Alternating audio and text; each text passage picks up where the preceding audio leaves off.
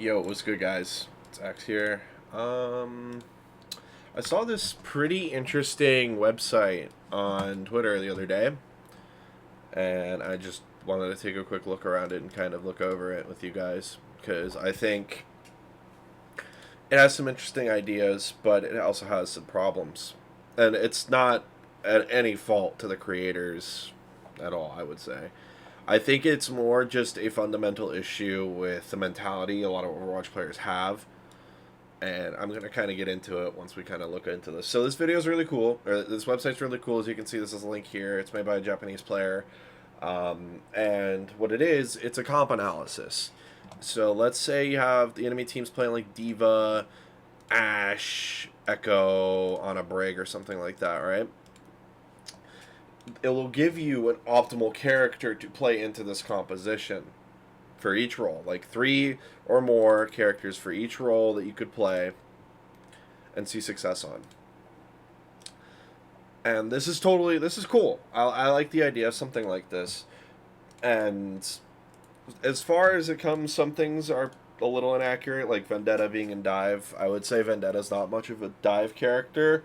She is very much a brawl-oriented character who wants to be very aggressive, but that might just be how she's played in NA as well. That's how we play her in NA. Anyway, again, my problem is not anything with this website, not anything with the creator. I think this is a cool website, despite some of the small little issues I have with it. Maybe just some things being inaccurate. I would only say to the creator in that instance, I would just say ask a coach. Go on Twitter, ask people. I do remember. Is there? I don't know how to get back to the post. I don't feel like opening a new tab on Twitter. That's a bomb waiting to happen right there. But I would say I think they said like, hey, if you think something's not accurately listed here, say it and like let me know and I'll fix it. So that's cool. Totally good on them for doing that, because I think having an accurate piece of information you can at least base your info off of is good, and that's what I want to get at here. Tools like this are fundamentally broken. They do not provide actual resourceful information to players. It should be supplementative to your understanding of the game. The issue I have with a website like this is not anything to do with its functionality, its form, anything like that. It comes down to pick versus playstyle. Very, very big concepts that are fundamentally hand in hand. You have a pick. You're playing a character. You're playing it a certain way. These are always put together, but at the same time they are against each other, because when you're playing a certain character you need to adapt your play style, and that goes for any character. Let's say, for instance, let's start off simple. Cass, he's a frontline character. He's very aggro. He wants to play for frontline presence and neutral. These are things Cass do well because he has good consistent damage and good health. Like, he has a good health bar, decent frontline sustain. He is good at doing these two things. So, you take a character like Cassidy and you pit him against, let's say, I'm going to turn down the density on this a little bit. I think 7's good. Yeah, okay. Let's say they're playing Winston, Tracer, Genji on and Brig, right? So Cass versus this comp. Let's go to this app here, and we're gonna say, hey, I know that, like, oh, there's some way I want to play this. And you'll see 99%. I'm not sure what this number is. I don't know what it represents. I'm pretty sure it means like success rate, or like your pick rate that you should have against a comp like this, or like the likeliness of the character working. I'm not sure exactly what it is, but that's kind of my problem. It's in Japanese. I'm not trying to misinterpret, and I just realized I'm not streaming this. I'm sorry. There we go. You look at this comp, exact same comp I put here, right? Same thing. It tells you to play Cass. It doesn't tell you why. And this is something a lot of players will struggle with. They don't think about the why of doing something, they just do it. They don't put into their mind, like, why I would want to play Cass into a comp like this. Why would I want to play Cassidy in a Genji Tracer on a Brig Monkey? It's because I have good sustain. I have good presence. Cass does something these two characters, even these three, like this whole core does not do well. Sustain and have presence. But one thing he doesn't do well is tempo. Cass doesn't want to play high tempo. He wants to play for a slow duration fight. So a lot of people will just pick Cass and run it down mid. And this again, this is not this tool's fault. I am not blaming this tool. This tool is great. I think if you have prior knowledge and you can understand why a character should be played, this is a great tool you should use. But that comes with the caveat of if you don't know why this character should work, it won't work. Because you pick this Cass into this comp, like, oh, this Cass pick will work great here. But if you, let's say, like, you know, my Cass is here. They're on a Briggs over here, right? And the Monkey's here.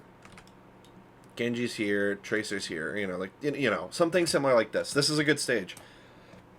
What do you do as Cass? You can't sit here. This is how Cass would normally play. He would want to play closer to the enemy tank. But when you play close to the enemy tank as Cass, you're putting yourself in position to be split from your team and hit on a side lane. You don't want to look for value like this as Cass. And what you would want to do is, let's say your team's running Diva, you know? Their Winston's here, their Tracer's here, Genji's here, Briggs here, Ana's here. Let's say Lucio, I don't care, Echo or something, and then Kiri, right? This is more how you'd want to play into that comp. But let's say the enemy team, oh my god, I have to remember my tools. I don't use Fire Alpaca for drawing often anymore. I use it for graphics. It's a really good graphics program if you haven't used it before. But let's say the enemy team's playing more of a frontline presence comp. You might want to be like right here. You don't want to like maximize your distance as much because there's not a mobility threat. Because remember, Cass doesn't do high tempo well. High tempo comps will run him over because of this closing power. And this will go for any character in this list. Let's say, okay, here we're going to go through this list again. So you kind of have an idea of like why you need to understand these concepts. Let's say the enemy team's playing like Bastion, Mei, Mauga, Juno, Brig. It says to go Orisa and Queen. The top two picks on tank are Orisa and Queen. Top DPS is Freya, 100% correct. No matter how you play Freya, you will win with her. Same with Wu Yang, honestly. But I think the tank is the most egregious here. Orisa? You're telling me you want to play Orisa into a frontline slop comp? That the only thing that comp can do is just eat your, like, just shoot you? And a lot of people will just be like, yeah, sure, I'll play Orisa. They'll listen to the tool. And, like, sure, that could be the theoretically correct pick. But the problem you run into then is you're the only target the enemy team can find. The enemy team can just close distance and kill you. They wall you, like, it doesn't matter. They just burst you to death. While this tool, like, here, let me fix this real quick, sorry. While this tool fundamentally says, like, hey, you know, Orisa will work here, what's going to happen is you can't play Orisa like a frontliner. You have to play Orisa as a bait. So now you're going to have, like, a bunch of space between you and the enemy team. So big line. This is all the space you're taking. Let me move the Orisa left a little bit. Big fat line where they're Mei, they're Mauga, they're Bastion, they're Juno Brig, they can't get to you because you're putting yourself all the way over here. Let's say you have like an Ashe, because Ashe is good into this comp. Let's say you have a Wu Yang, because Wu Yang's good into this comp. Kiri, and now like, I don't know, Echo, because also good. Or Freya, double hit scan is really good into this comp. You now have this instance of like, if they try to walk on one angle, you can now catch. Right? You have this opportunity for whoever walks, whatever direction they walk in, they get punished. And that's the most important part. You want to fundamentally change how you play the character. Because remember, if you just go frontline slop Orisa and you try to keep getting in their face, because a lot of tank players, especially low rank ones, will just get in their face, they can just skip the steps. They don't need to worry about your angles anymore. You're too far away from your supports. You're going to get walled off. These two are going to get zoned. And now you're dead. And that's something low-ranked tank players do a lot. They'll play forward, assuming that even though their character is a Giga Omega super tank, like Orisa can be, that they'll survive. But that's not always the case. Especially with Orisa into this kind of comp, your success rate will not be that high. The effects of going Orisa here are quite nominal, in fact. It's how you play her. It's how you accept fights with this team. And obviously, this tool could never tell you how to do that. But it's your job as a player to look at this information that the game is giving you, or this tool is giving you, and being like, why is it giving me this info? Why will this work?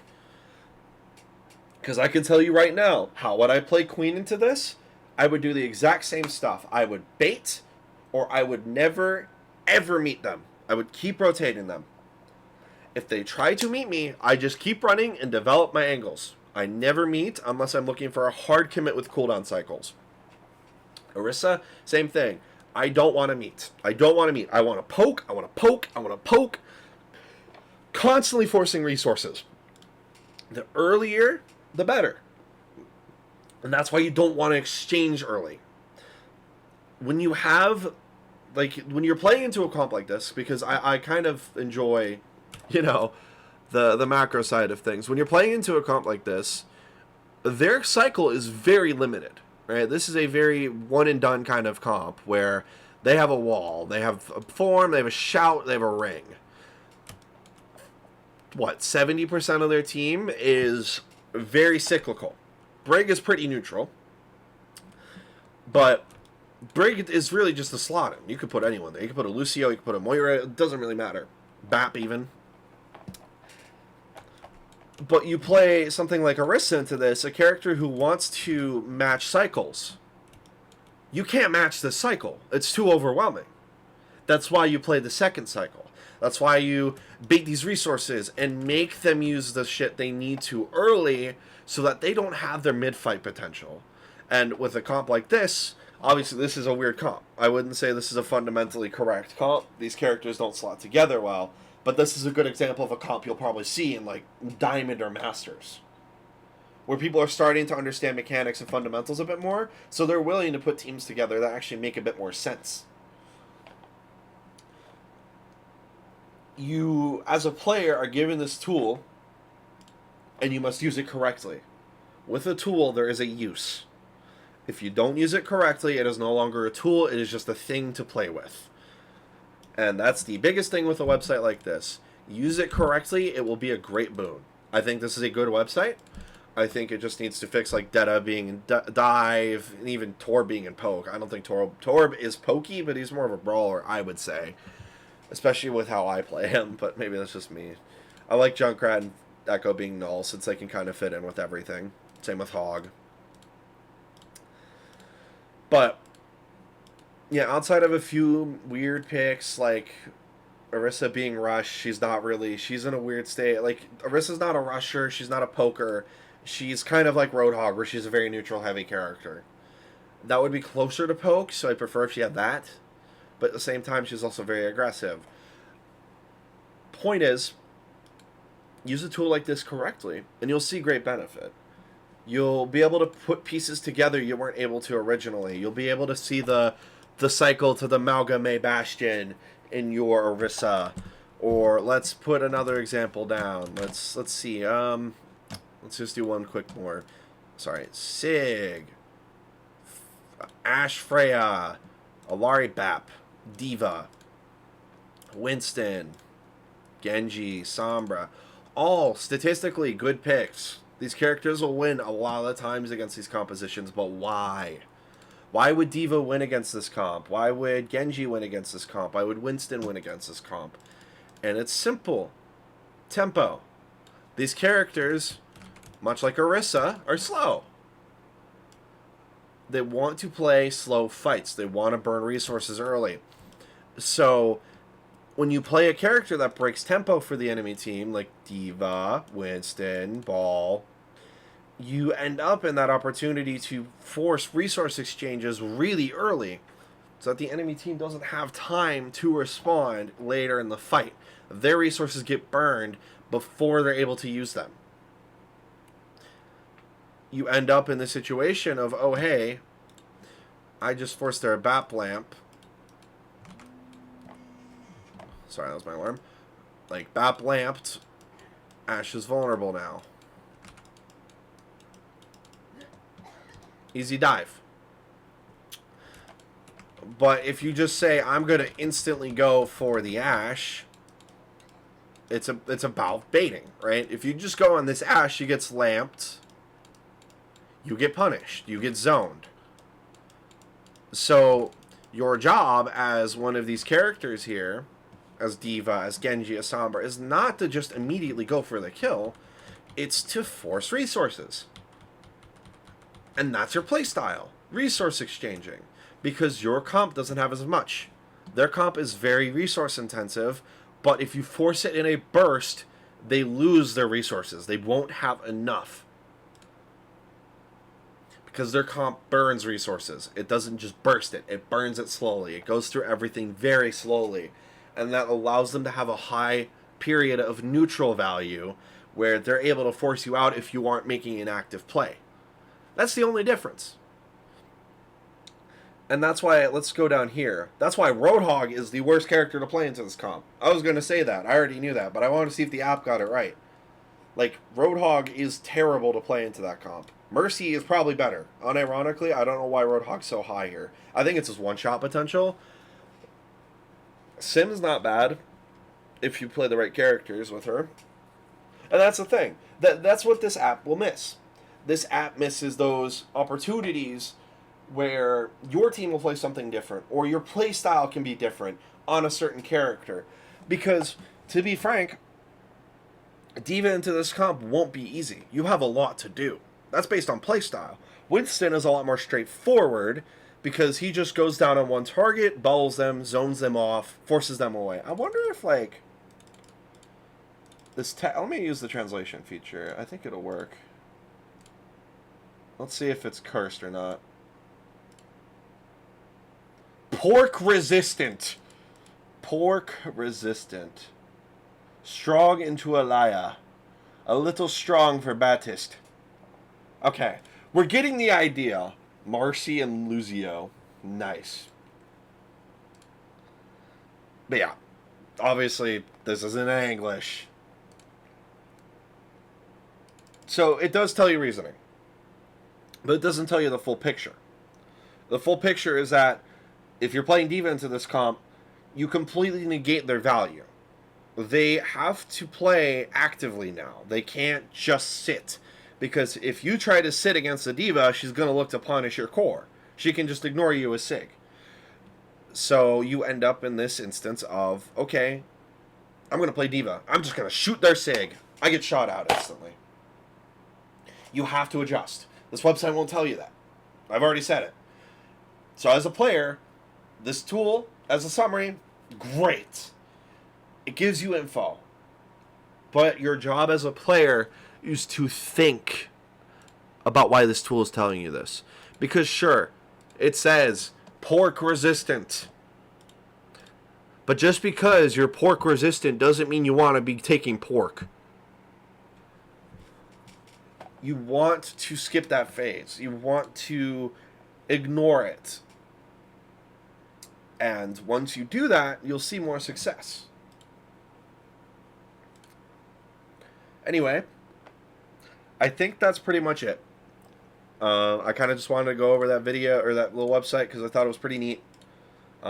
Despite some of the funny translation errors from auto translate.